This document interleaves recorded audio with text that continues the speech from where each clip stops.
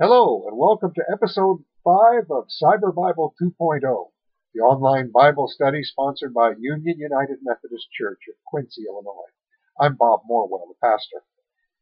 I would remind you that you can access the entire New International Version of the Bible, which is the text we are using, along with several other translations at www.biblegateway.com. We'll be picking up with the second chapter of Luke's Gospel, which describes the birth of Jesus. Now, despite the fact that Matthew and Luke have largely different accounts of the events surrounding Jesus' birth, we've tended to just mush them together and overlook those differences. For instance, virtually every nativity set ever produced has included both the shepherds and the wise men at the stable, which is usually depicted as some kind of barn-like structure. But Luke makes no mention of any wise men coming to the stable, and Matthew makes no mention of shepherds coming to the house, not stable, where he says the wise men found the family. Matthew says that a star or some kind of astrological phenomenon brought the wise men to the house in Bethlehem where the family was staying, but Luke focuses on another group, shepherds. Why shepherds? Well, the truth is that shepherding, which had once been the occupation of most Israelites, had fallen into disrepute, as the majority of Jews gave up the nomadic lifestyle which tending sheep required. Sheep will quickly overgraze even the richest pastures, so they have to constantly be moved from one grazing area to another. That unsettled nomadic life had lost its allure for most folks in Jesus' time. As a result, most of the people who worked as shepherds did so because they couldn't find anything better. They were largely rootless and so poorly paid that many rustled some of the sheep they were paid to keep. As a result, many people assumed that if you were a shepherd, you were at least a petty thief and something of a lowlife. No doubt many of them lived down these expectations.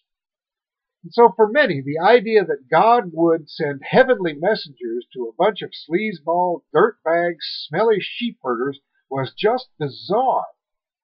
Most shepherds would have found it just as strange.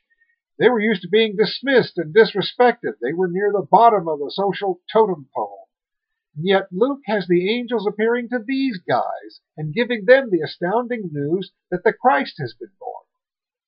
And he's not to be found in a palace or even a nice house, but in a stable, lying in a feed trough, because that's what a manger was. And the stable would not have been a barn, but a cave. The hills around Bethlehem are riddled with them, and they've been used for such purposes since prehistoric times. The Church of the Nativity in Bethlehem is constructed over such a cave, though there's little reason to believe that that particular cave would be the right one. The whole scenario would have seemed preposterous, but Luke sees this story as illustrating the nature of Jesus' ministry and gospel. The greatness of God is revealed in the humblest and poorest of people. God stands with those whom the world has pushed to the edges. No one is too worthless to be beyond either the grace or the use of God. That is why you have a Messiah in a manger, and the first notice going to a bunch of flea-bitten sheep punchers. It's another story which emphasizes God's grace, which is being extended to all sorts of people who've been thought unworthy or of either divine or human regard. The shepherds take in the scene and then leave, praising God for this astonishing turn of events. Luke once again picks up the story 8 days later. According to Jewish law, all baby boys are supposed to be circumcised as a sign of their being a part of the people of Israel. We're told that Jesus was taken to the temple for this ritual. Well, that was not required, but since Bethlehem was within sight of the city of Jerusalem, where the great temple was located, it would not be unusual for parents to make the trip.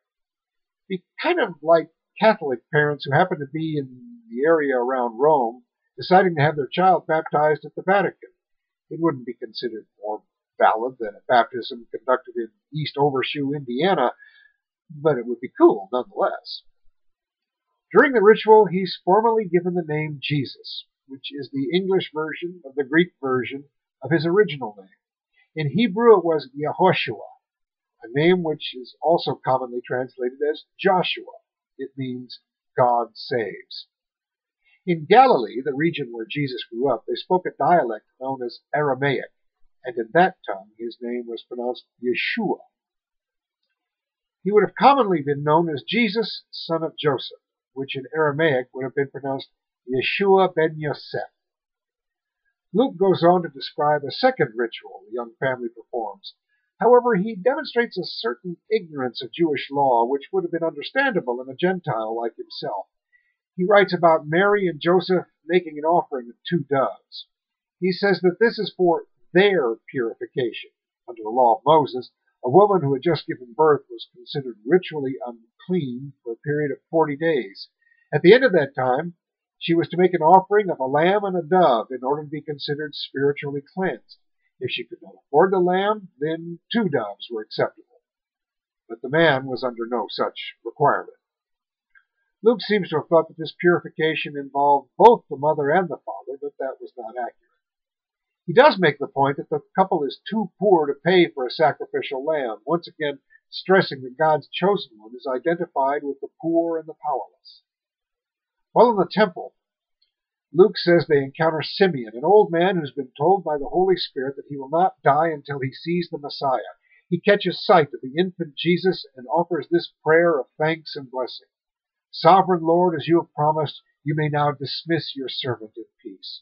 For my eyes have seen your salvation, which has been prepared in the sight of all nations, a light for the revelation to the Gentiles and the glory of your people Israel. But then he says something strange and distressing to his young mother. This child is destined to cause the falling and rising of many in Israel, and to be a sign that will be spoken against, so that the thoughts of many hearts will be revealed, and the sword will pierce your own soul too. It points to a ministry that will be revolutionary in many ways, and which will not be welcome or easy. As I noted earlier, Luke's gospel is unique in his depiction of several important and spiritually powerful women. We've already been introduced to Elizabeth and Mary. Next comes Anna, an elderly widow who has lived in the temple for decades. She also excitedly declares that this baby is an agent of God, though we don't have the direct quotes from her. But given that the women were so frequently dismissed and discounted at that time, and in that society, it's significant that Luke depicts a woman among those who recognized the Christ early on. With that, we are told that the family trudges back to Nazareth, nearly 100 miles to the north. There's no mention of Herod the Great trying to kill the baby, or of a desperate flight to Egypt as described in Matthew's Gospel. It's difficult to imagine that if Luke knew these stories, that he wouldn't have told them. It appears that though Luke and Matthew both knew of Mark's work, they didn't know about each other, and the sources of their birth narratives are not known. There's no way to know which, if either, is more historically accurate. But the stories were told at least in part to communicate themes that would be reflected and repeated throughout their accounts of Jesus' ministry. Luke alone has one story from Jesus' childhood, but we'll have to wait for the next episode of CyberBible 2.0 to cover that. I'm Bob Morwell, pastor of Union United Methodist Church in Quincy, Illinois. I'm inviting you to join us both online and in the real world. Either place, you'll be welcome. Peace.